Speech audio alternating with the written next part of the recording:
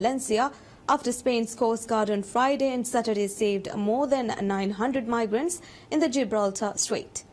Southern European countries are calling for a solution to the crisis caused by huge waves of migrants arriving on their shores. VOA's Slatika Hoke reports.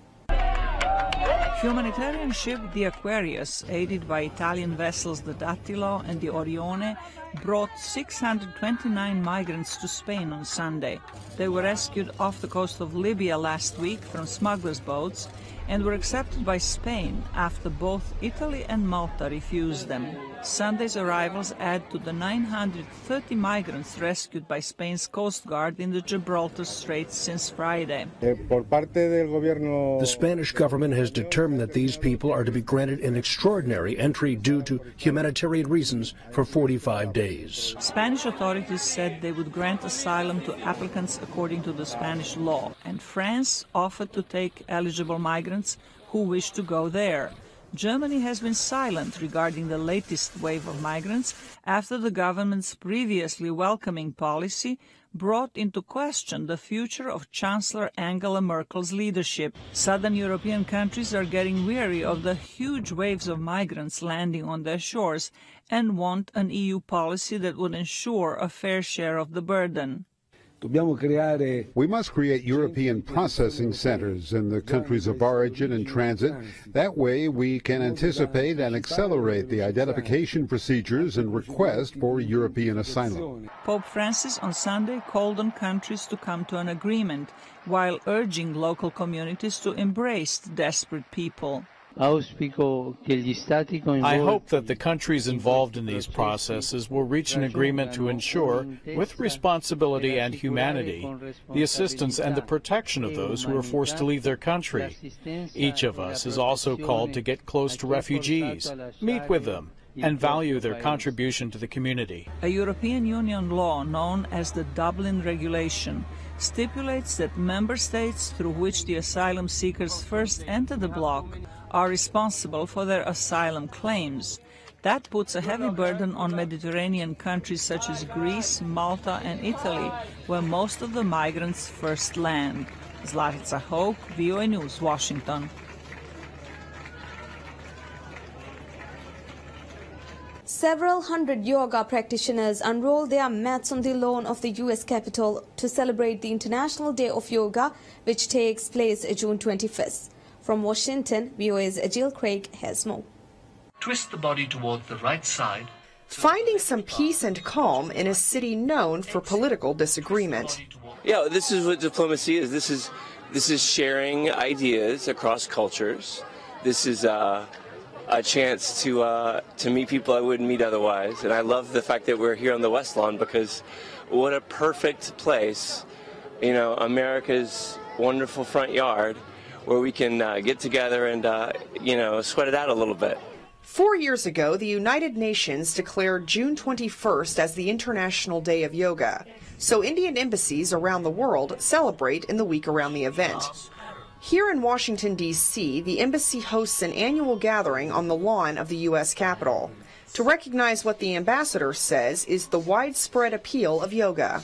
It's a gift from the philosophy and practice of ancient India, but it is something which is there for all humanity. It is something which is a response, if you like, to the stresses of modern life. It's something which makes the person look inward, see his place in the universe.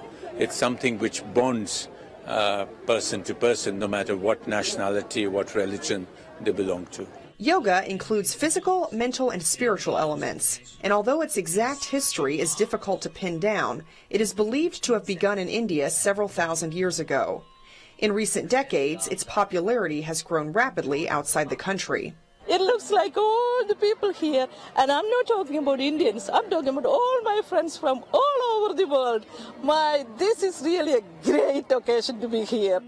Taking the time to breathe a bit deeper and stretch a little further, showing that even in Washington, consensus and harmony are still possible. Jill Craig, VOA News, Washington. Exhale and slowly return to the starting position. A Swiss-born artist who got his first big break in 1955 in the US is back in the city of his first museum exhibit, New York. Sculptor, painter, draftsman Alberto Giacometti created most of his masterpieces in a tiny studio in Montparnasse in Paris, but his work has been closely connected with New York.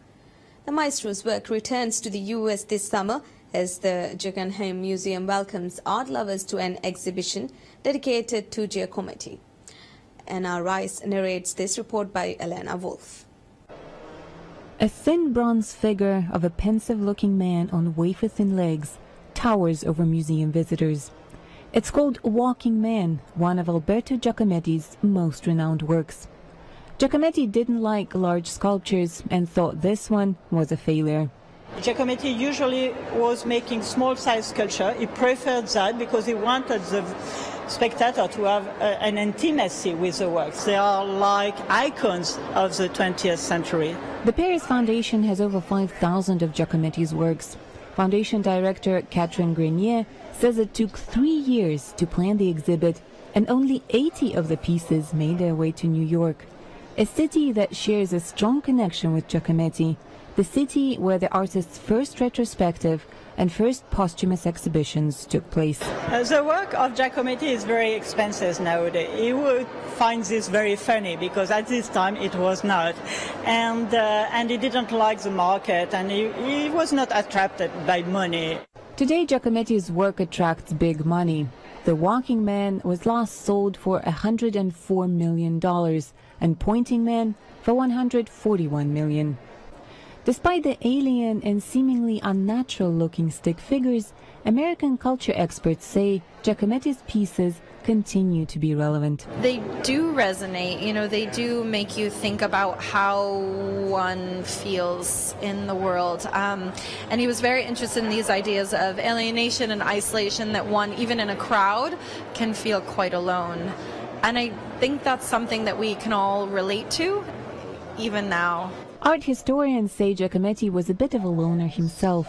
He never owned an apartment, lived in a tiny studio in Montparnasse, and smoked 2 packs of cigarettes a day.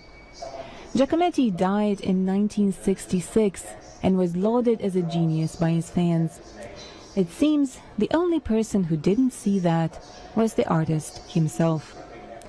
Anna Rice for Elena Wolf, VOA News, New York. In Myanmar, the most popular sport is football. But baseball, which is Americans' national pastime, has carved a small niche for itself thanks to a man from Japan.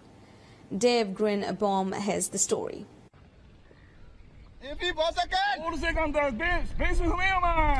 This is where the game of baseball is literally a small grassroots movement. The infield of an old horse racetrack is now the home field of the Myanmar national baseball team. The club is a collection of part-time players with day jobs. They include maintenance workers, a teacher, a cook, and a taxi driver named Jothu Yatun. He's 33 years old, married with 2 daughters. I drive the car to work for my family, and I play baseball because I love it. Toru Iwasaki of Japan, the founder of a local private primary school, started the team 18 years ago. The program gets very little financial support from the National Sports Ministry and depends mostly on money from Coach Iwasaki's own pocket to stay afloat. Surely I like baseball. I like the baseball, and I'd like to introduce baseball in this country. Spread more. This is my passion. Play ball! On this cloudy afternoon, the Myanmar national team is taking on a ragtag squad of expatriates from the U.S. and Japan. I like coming out with the guys and the camaraderie that comes out of it. Mick Amundsen Geisel grew up in America and works as a guidance counselor at an international school in Yangon. But today he's competing against the Myanmar national team, a club he occasionally practices with. It's definitely an American game, but it certainly has Asian aspects here. Like the language that they use and the cheers that they do.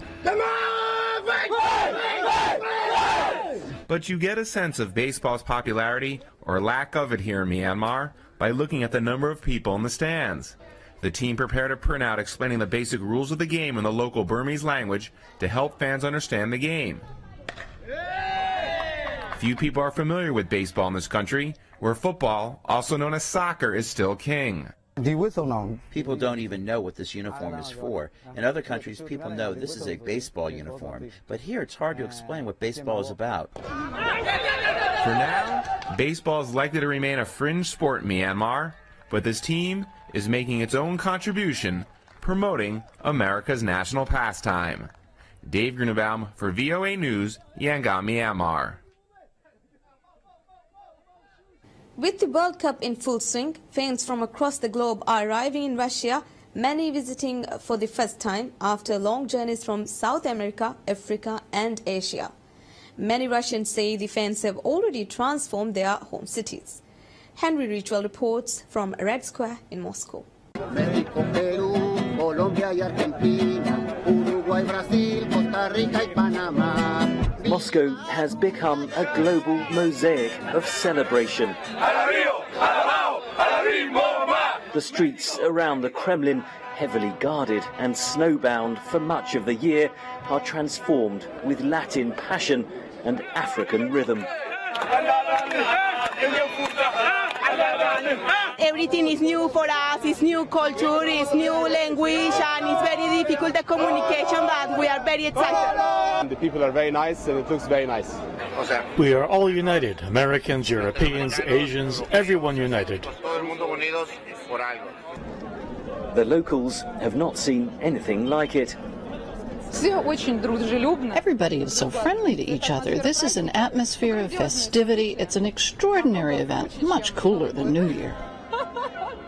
Some have travelled here even though their own countries have not qualified, like 12-year-old Abdul Jabbar from Sudan. Hello, we are here in Moscow. The weather is wonderful. Nigerians living in Russia put on a welcoming party for their travelling supporters. They are going to win the cup. I'm optimistic. They party to the fullest. Experience what it means by bringing all Nigerians together. They like roving. After the partying, a bit of culture. Moscow's ornate metro system is now a kaleidoscope of team colours as visitors explore the city. Russia is eager to show off its cultural attractions, from St. Petersburg's art galleries to the less discovered Islamic heritage in host city Kazan. Thousands of volunteers are on hand to help visitors like Spanish-speaking Yulia, eager to ensure it is a smooth tournament. There are no impossible situations. You just have to calm down for a second, think, and solve. And if you get lost, perhaps the best advice is simply to follow the noise. Henry Richwell for VOA News in Moscow. As soccer's top stars chase World Cup glory in Russia, some young African players lured to the country by scouts with promises of lucrative contracts say for them Russia is a place of shattered dreams. VOA's Mariama Diallo reports. This young man from Ivory Coast says he paid an athletic scout $3,500 only to learn that the promises of a spot for him in a Moscow soccer club was just a sales pitch. I had a manager at the start who told me that even though football is good in Africa, it's better to try your chances in Europe, to play on European fields, and maybe someday become the best player in the world. He told me lots of things. A lot of things that never materialized. You come with energy, but when you arrive, nothing is there as promised by the manager. Then you are stuck at home for the 6 months of freezing cold in Russia, 6 months or even a year without seeing a football pitch. So you're out of shape. You can't even run 5 meters without getting out of breath. And that's when reality hits you. A reality that left Ismail Sumahoro feeling sad and depressed. He decided to train with the local team instead in the southern city of Krasnodar. That was until his tourist visa ran out, leaving him with no income in a country whose language he could barely speak. 8 years after arriving in Russia, Sumahoro now coaches the Black Stars, a team he created for African footballers to stay in shape and keep their hopes alive. Several times a week, Ernest Akilomen, another dreamer from Nigeria, trains with the team in a Moscow suburb. When we are coming from Africa, we most of us are like 16 or 15, 17, that range of age. And we want to play from the lower league before we can get to the first league, but we don't get the opportunity because of document problem. While teams in Russia's Premier League can sign foreign talent, players in the lower divisions must be Russian or have a residence permit. Despite not having the correct paperwork, Akilomen stubbornly clings to his dream of breaking into the Premier League. According to the charity Foot Solidaire, a group that fights the trafficking of young African footballers, some 6,000 African minors leave West Africa each year looking to play for a European club. In reality, very few succeed. Mariama Diallo, VOA News. Well, that's it for AVN News for now. Thank you for watching. Goodbye.